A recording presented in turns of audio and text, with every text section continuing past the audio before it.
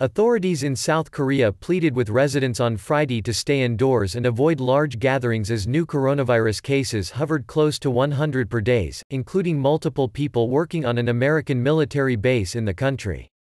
South Korea reported 91 new coronavirus cases on Friday, taking the national tally to 9,332, the Korea Centers for Disease Control and Prevention said.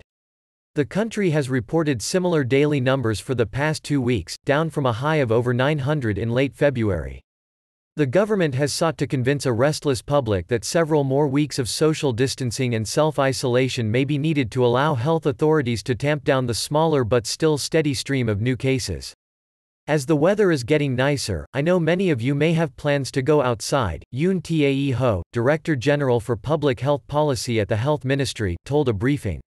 But social distancing cannot be successful when it's only an individual, it needs to be the whole community.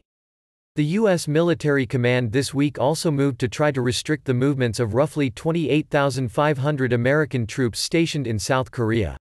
On Friday, United States Forces Korea (USFK) reported that an American contractor had tested positive, the third case to be confirmed this week among Americans working at the sprawling Camp Humphreys, which hosts the headquarters of the U.S. military command in South Korea.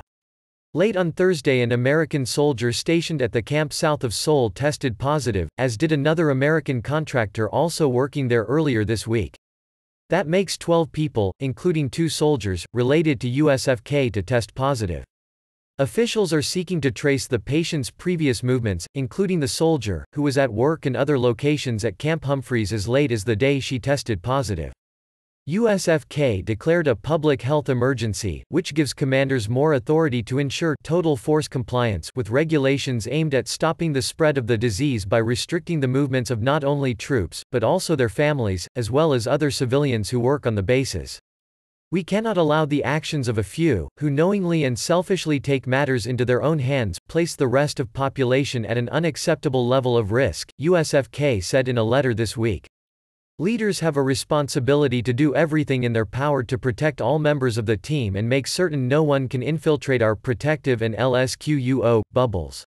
As recently as Wednesday, a Facebook page affiliated with Camp Humphreys was advertising entertainment events for Thursday and Friday. It is unclear if those gatherings were cancelled, but new statements on the camp's social media sites said as of Friday all movement on the base was restricted to only bare necessities, which means food and health safety.